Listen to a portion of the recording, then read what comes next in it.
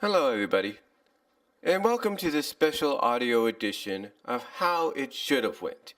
This is a series where I talk about certain scenes, moments, series, and movies, and how they could have gone if myself or anybody else had taken the reins. And in this audio installment, I'm going to talk about a show that I've talked about before. And the reason I want to talk about it is because, one, a fellow reviewer called the Long-Haired Creepy Guy, TLHCG, did part of this as part of his Creepy-ween, which is a Halloween themed month that he has on his channel, as well as he did it as part of his Scooby-Doo retrospective. Now, here's the thing. When you look at 13 Goes to Scooby-Doo, you will look at it and see that it has a different change in pace. And what I mean by different change in pace is, unlike previous incarnations, the villains here, the monsters, the ghosts, the demons, they are all real. And here's why. The plot basically goes like this. There's a chest of demons. And the rule is whoever opens and unleashes the ghost and the demons contained within that chest, that person or group of people have to be the ones to put them back in. In other words, you broke it, you bought it. Or you made your bed, now you got to sleep in it kind of deal. And that's where Scooby and his friends come in. Because in the very first episode, Scooby and Shaggy are trapped into opening the chest of demons and unleashing the 13 ghosts. Now, part of the cast here, of course, was Scooby and Shaggy. Of course, you had Scrappy at that time, still. You had Daphne make a return again, but she had a completely new look. But then you had an addition of a few new characters. One character sort of served like a mentor figure or a guiding figure in Vincent Van Gogh, voiced by, of all people, the very person he was inspired by, or the creators were inspired to base him off of, and that being Vincent Price. Yeah, Vincent Price voiced Vincent Van Gogh in a Scooby-Doo show. Now, if that's not enough, we also had the addition of several new characters. On the antagonist side, the ghost side, we had two bumbling, comedic, at times competent when wrote correctly, ghost villains in Bogle and Weird. Basically, these two, when I talk about competent, the only competent thing they did so far in the series, or as far as the series went, was trick Scooby and Shaggy into opening the chest. That's about it. Now, there was another character that also got introduced. But before I get into him, just to let you guys know, just like Creepy, or Long-Haired Creepy Guy said in his retrospective, Bogle and Weird were basically henchmen for whatever one of the 13 ghosts was released. So, if one ghost got captured, they would move on to the next, and so on and so forth, which was kind of the theme for them in the series. But, like I was saying, there was another character, and you think the disdain for Scrappy was just beginning.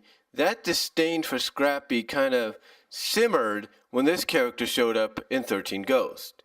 And I'm talking about Flim-Flam.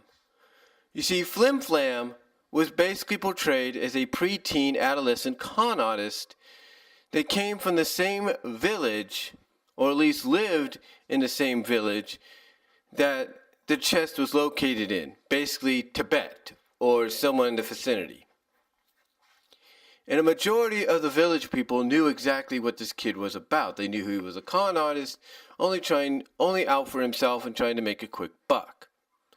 So how does Flim-Flam fit into this?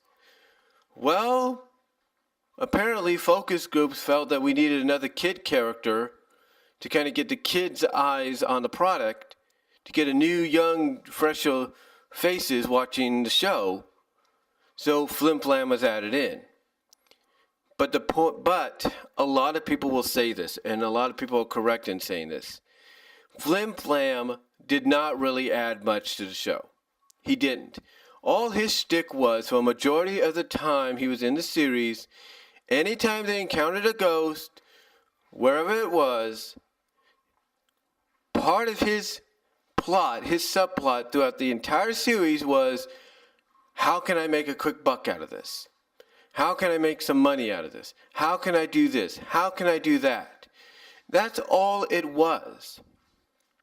That's all it was with Flim-Flam, was how much can he make out of whatever scheme he can come up with at that time.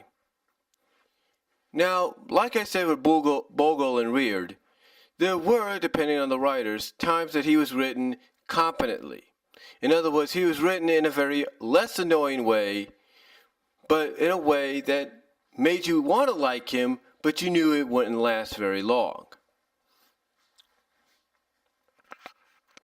Yeah, you knew it wouldn't last very long, but it was done in a way to make you want to like this character. I mean, there were episodes, like I said, depending on the writer, where he came up with a solution to get them out of a predicament, and it would work. No strings attached or anything. But besides those few and very few shining moments, most of the time he got annoying. His annoyance outshadowed the positive that he could have had, the competence he could have had, because of the fact that, like I said, his running gag or trope in the series was anytime they went anywhere was to try to come up with another scheme to make a quick buck. And that was about it. Now, another character that was added into the plot was Vincent Van Ghoul, voiced by Vincent Price. I think I just mentioned him. I don't know. But yeah, Vincent Van Ghoul, if I'm repeating myself, I do apologize, served as the mentor figure, the guidance figure for the characters. I think I just mentioned this, so I do apologize if I'm repeating myself. I'm just checking some things outside because I never know when my family's going to show up. Anyway, so yeah, he was another new character. He was another new character that basically set the task upon Scooby and the gang to retrieve the ghost. Now, overall, you might think, okay, with a few exceptions, the concept is very good. The concept is not half bad. What could go wrong, right? What could go wrong? Well, apparently a few things. One, ratings weren't doing so well. The ratings for the series weren't as great as I think a lot of people were hoping for, especially on a Saturday morning and on a network like ABC and in a time slot that's appropriate for a show like this to be aired. And two, I think it's because the show was a little bit more darker than a lot of focus groups and parental groups and federal FCC groups and stuff like that, didn't think it would be, but I guess in their eyes, it turned out to be. That's pretty much about it.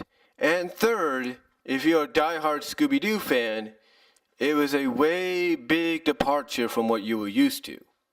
It was. It was a big, big departure. I mean, again, don't get me wrong, the concept was cool and everything. The concept was good. But when you add in those three factors behind the scenes, ratings not being what ABC and Hanna-Barbera were hoping for, the fact that you had all these groups, parental groups and focus groups and television groups, children act groups that felt the show was too dark in tone, and possibly the other factor is if you're a diehard Scooby fan, you felt it was a major departure from what you were used to. That in the end doesn't really help the success of a series at all. It doesn't help it can extend its longevity or potential longevity it could have. Now, there's no doubt that the plan for this series was possibly just to give it one season, maybe two, we're not really sure. But potentially it looks like the idea was to give it one season, and the idea was to basically have, because it did have a story arc, the idea was to have the story arc completed by having Scooby, Shaggy, Daphne, Flim-Flam, Scrappy recapture the ghost and put them back in the chest. And that's all 13 of them. But there was a problem. You see, there were 2 episodes that kind of messed that up. Now, the first episode could be excusable because it was nothing more than an origin story of how we're going to get to where we are. But there was 1 or 2 more episodes, I think 1 more episode, that served as nothing more than filler. It's like, why would you even put an episode like that in here, knowing that your main focus should be on the 13 Ghost story arc? Well, from what I can understand, before the show was canceled, because, like I said, there was numerous factors that played into that, I believe there were plans to finish the story arc.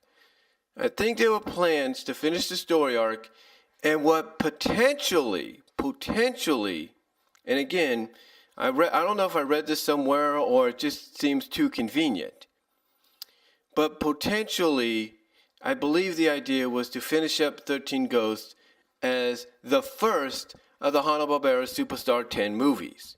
In other words, the finale for the series would have been the first in the 10 movie lineup of the Hanna-Barbera Superstar 10 series. From what I can sense, from what I can feel. But I know a lot of you are wondering, okay, Brian, that's fine and all. This is all great background information. But what does it have to do with how it should have went? Well, it's quite simple. You see, this is how I think it should have went. And I know I'm about 13 minutes in, so I do apologize. But this is how I believe it should have went. You see, if you're going to plan to have an origin episode, an exposition episode, explaining how we're going to get to where we are, and you're also going to plan to have a filler episode to kind of take a break from the norm, then what you need to do is use one episode to capture not 1 but 2 ghosts. That's right. They don't have to be big bads. They don't have to be probably the toughest or most powerful you're going to face. But use an episode to where you have 2 of the 13 ghosts team up. And thus you basically allow the Scooby Gang to capture both ghosts simultaneously at the same time. And thus you kind of cut the story arc down. But hey, you got 2 of the 13 ghosts down. Now all you have to do is get 11 more. Right? So you got basically 2 gone in one episode. And if I was right, and if I'm correct about the other episodes, except for the filler in the pilot episode, then you pretty much have the status quo back in. You have 2 ghosts captured. Then you go off, get a third ghost, that's 3. Then a 4th ghost, that's 4. And that's in the span of 3 episodes. You have 4 ghosts captured in 3 episodes. Then in the 4th episode, you get a 5th ghost. 5th, you get a 6th. 7th, 6, you get the idea. But I would have done it to where they captured maybe 2 ghosts in an episode. Maybe use 1, maybe 2 episodes to do that. In fact, that would have been a better idea. They would have because if they would have known they were going to use 1 episode to kind of fill time, then I think the best opportunity would have been to have 2 episodes where they captured 2 ghosts each. Have basically 2 ghosts, like I say, have 2 of the 13 ghosts team up together and both be captured simultaneously by the gang. And if you have to use 2 episodes to repeat that process, that probably would have been the best direction to go. And I believe that's how they should have done it. That's how I believe they should have went with it. But that's not all. Now, if I'm right in correcting my suspicions of the fact that perhaps the finale would have been the first of the Superstar 10 series, here's what I would have done. Obviously, the plan was to have things come full circle, have them gather all the ghosts, go back to Tibet, and place the chest back where it belongs, as if nothing happened. But here's what I would have done. If the plan was to have a movie finale, not saying it was, but if the plan was to do that, and we had them coming back full circle, I would have had things happening in this finale that really bring things full circle. Like, for one, the werewolf situation. The werewolf situation, I think, would have had potential to be really explored. And I think, honestly, if they were planning to do a full circle with this, you have them come back to Tibet, and then as they stay in the night, you have Daphne kind of start feeling a little ill. She tries to play it off. Kind of similar to, the bat that loved me, or the vampire from San Francisco episode from the Scooby-Doo show, or the Scooby-Doo and Scrappy show, when Scrappy first appeared and you still had Mystery Inc. But point is, you have Daphne start to feel a little ill, very similar. But instead of being suspicious about the fact that she became a vampire and she turns into a bat, instead of doing that, you actually follow through with, let's say, Scooby or Shaggy walking in and noticing her turning back into a werewolf, and then you find out that elixir that Flim-Flam had, it was only temporary. And that is where you make things a lot more interesting. Because now they not only have to cure Daphne and maybe half the village again, but they find out that they have a timetable ahead of them. Obviously, they would have till midnight to put the chest back where it belongs, as well as they would have till midnight to restore all the villagers, including Daphne, back into humans, because we find out, because here's the catch, because I believe they wanted to do this. I don't know why, I just get this feeling. I believe they wanted to do this, that not only did they have to get the chest back by midnight, but also, or set the chest back in its area by midnight, but also restore the villagers back to normal, including Daphne, because if they didn't, we would see, as we get closer to midnight, a slow progression of the villagers and Daphne turning into wolves. In other words, they start, instead of being, just regular werewolves, anthropomorphic werewolves, we start seeing them slowly start to hunch down and get on all fours. And then that's probably where you can have Vincent van Gogh exposite that if the chest isn't returned at midnight, as well as they aren't restored by midnight, right, then not only will the ghost be re-released, but the villagers and the friend will remain as wolves forever.